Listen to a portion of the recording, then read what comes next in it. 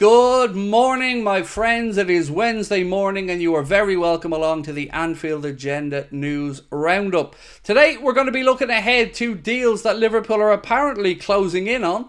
We're going to be talking about some contract extensions that look like they're inching closer.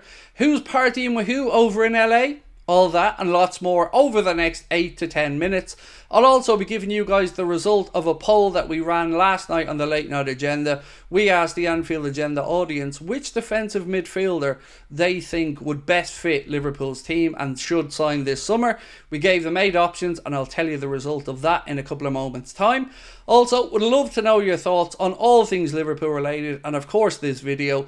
Let us know in the comment section, drop a like if you enjoy it and don't forget to hit that subscribe button. This video is sponsored by Surfshark, the best VPN on the market. Surfshark is an app or browser extension that allows you to change your location to access websites in other countries and keep you safe and secure from hackers. Using Surfshark, we here in Ireland can access other countries' Netflix libraries or other streaming platforms like DAZN in Spain for all those important Premier League games. Surfshark keeps you safe and private by protecting everything you do online.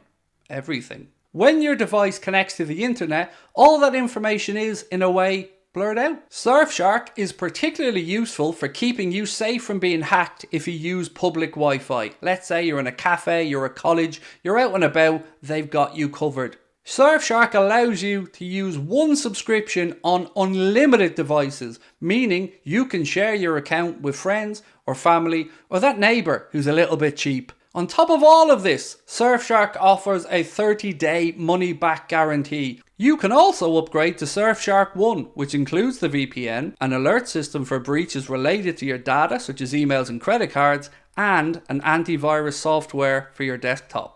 Our sign-up offer gives you Surfshark VPN for a little over €2 a month. Simply scan the QR code on screen right now or use the link in the description and enter the code Anfield Agenda at checkout. Right, so let's start off with a bit of news coming out of Italy of all places that said Arne has assessed his Liverpool squad and told the higher-ups of 2 key positions that he thinks needs to be filled right now.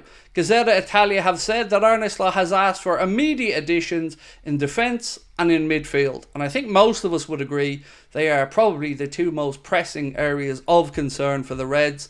We're going to go through some names in a moment, but it is good to see that we have some continuity of thinking. Sky Sports reported last night as well to say that Liverpool sporting director Richard Hughes was looking for a new midfielder, that he feels like with the departure of Thiago there's a space there that needs to be filled, and many other outlets are reporting of Liverpool's interest in centre-backs. Now, we haven't forgotten about the forwards. Even our friends over in Italy have said that Liverpool are looking at forwards as well, but those 2 key positions, centre-back and defensive midfielder, are the ones that Liverpool are most looking to fill. Doesn't mean that we won't be signing KUBO, and I will move on to speak about him in a couple of moments' time, but I did tease you guys at the start to say who was partying with who over in an LA nightclub. Well, it's Trent Alexander-Arnold and his bestie Jude Bellingham. But don't you worry, my friends. I don't think this is anything other than mates having a good old holiday together after the Euros, because lots of reports started to trickle out yesterday.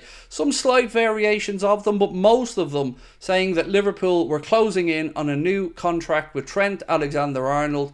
Reports suggest the wages on offer to Trent would be around £300,000 a week, making him the second highest paid player at the football club. And honestly, I don't mind. For me, this is just about getting Trent signed up to a new deal. Some people think it's 4 years, some people think it's 5 years. I honestly don't mind, as long as Trent Alexander-Arnold commits the peak years of his career, which he's entering into right now, to the club. I'm happy. Whether it's 4 years or 5 years, I don't really mind. Either way, the news that Trent is inching closer to signing that new contract is good news in my opinion. Of course, I'd love to know your thoughts on it. Some people felt 300 grand is too much money. He was on 200, I believe, already. Take into account the fact that he is now in the last year of his deal, and I think £300,000 a week, about £15 million a year, is in or around what we were expecting. So I'm happy as long as it gets done. And don't fret, we haven't forgotten about Virgil. There are lots of reports to say that Virgil sees his future with Liverpool, wants to stay at the club, but nothing as of yet to say that a new deal there is imminent. It seems to be a little bit cooler on that front. Obviously, he is older than Trent, 33 years of age. He will have plenty of options, but he is the Liverpool captain, and I don't see a move to Saudi tempting him at this moment in time. Hopefully, he signs on for a year or two extension and stays at the club. Then we can bring in a new centre-back, and it'll all be happy days, right? Surely. Yes? No? I don't know, but either way, it's good news. It's looking much more positive, and I'm happy to say that it looks like the good news is going to keep coming, because I've told you guys that I was a little bit concerned about some of the reporting around Sepp van den Berg. There was lots of outlets saying that maybe he's the solution, that Arne Slot's been won over by him. I've always believed he was for sale, and now I believe that even more. Reports coming out of the Netherlands have said that Sepp van den Berg will be allowed to leave if anybody gets the €20 million valuation that Liverpool have put on him. I think this is more than fair. If you look at what other young centre-backs with relatively similar experience are going for, most of the time, especially if it's from a Premier League club, those numbers are a lot higher than £16 or £17 million or €20 million. Van den Berg does have options on the table, and one new option that started to come in over the last few days that could be a serious consideration is Stuttgart. Of course, they finished second in the Bundesliga last season, inching out Bayern Munich right at the end of the campaign and finishing behind Xabi Alonso's Bayer Leverkusen.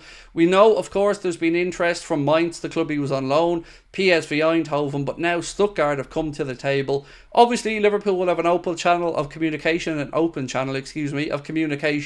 with them after the Wataru Endo deal. So there could be something to this one, and if Liverpool can get the transfer fee, I really do feel that it is the right move to set Sepp van den Berg free, because he doesn't seem happy. We reported on what he said recently about Liverpool not being too fussed about his development or worrying about him, and now they're trying to hinder his future by overpricing him. I think the price tag is very fair, and if nobody's willing to pay it, well then I guess Sepp van den Berg remains at Liverpool, at least for now. I'd love to know your thoughts on it though. Personally, I do think he's a good player. Maybe he could make it at Liverpool, maybe not, but those comments really didn't sit well with me, and they certainly didn't scream commitment from a player to the club. But you could argue it also doesn't scream commitment from the club to the player, so these things do of course work both ways. Now, James Pearce has said something yesterday that got a lot of people worried, but I think I'm going to talk about what James Pearce perhaps didn't say. I want to start out by saying I've nothing but the height of respect for James Pearce, one of my favourite journalists, absolutely lovely guy, always made lots of time for fan content and fan channels as well. This is what James Pearce said yesterday. Senior sources at Liverpool and Real Sociedad had dismissed suggestions that negotiations were in the final stages for Liverpool set to pay the €60 million release clause for KUBO. Now, the key phrase there is final stages. At no point in this did James Pearce say that Liverpool have zero interest in KUBO that I'm aware of, at least not in the reported quotes. So for me, it's what hasn't been said here. If we were in no contract whatsoever, it would have been rubbish by many people. So what I'm choosing, and it is a choice, to read from James Pearce's comments here is that Liverpool are not at the end of the negotiation yet, but we will be speaking to Sai, Liverpool fan in Japan, on Thursday on his channel, asking him what is being reported over in Japan. I'm also going to be speaking with David Lynch a little bit later on today, and that video will come out tomorrow morning, along with a podcast as well, with myself and David Lynch talking all things transfer, so keep your eye out for that one. I feel like there could be some truth in this. I don't know all that much about KUBO. I'm not here to tell you if he's the right answer or not. But at €60 million for a 23-year-old, I can see a situation where the data analysts, the brain trust at the football club have seen a potential superstar, and that with the right coaching, with better players around him in an attacking sense, that maybe he could put up some type of Mohamed Salah level numbers. We do need to look to the future, and my own personal preference has always been to bring in a player that can compete with Mo for a year before Mo maybe moves on, and then that player is acclimatised to the Premier League and ready to go, rather than maybe asking somebody to come in and hit the ground running straight away. So if we can get this window sorted with a centre-back, a defensive midfielder and a forward, I'd be very happy. Now, I promised you I'd let you know the result of the Anfield Agenda audience's poll for defensive midfield options. We had various names in there, from Fofana to João Neves, Ederson. We had, I think, Mats Wiefer was in there, if I'm not mistaken, although I can't remember all of the names off the top of my head. We had 8 names. We ran them over 2 semi-finals, and then we put the 2 winners head-to-head. And with over 70% of the vote, and there were thousands of votes cast, over 70% wanted Ederson from Atalanta. And you know where I am on that one. I'm right there with them. I think Ederson is that guy. 40 to 45 million, I think, gets the job done. Matt O'Reilly was another name that Liverpool have been linked with recently, the Celtic midfielder. I feel like he's probably on his way over to Serie A and to Atalanta. So there could be a space there for us to go and bring in Mr. Ederson. So let me know your thoughts. Do you agree? Do you disagree? We will be back this evening with another news video, and of course I will be live tonight at 8:45 with the late night agenda, where we'll go through all of this and lots more. Really appreciate your support, especially around the new podcast. It's absolutely flying. Thank you for that and lots of other things. I really do appreciate everything you guys do to keep the Anfield Agenda community growing and ticking along. I'll catch up with you soon, my friends. Much love. Bye bye.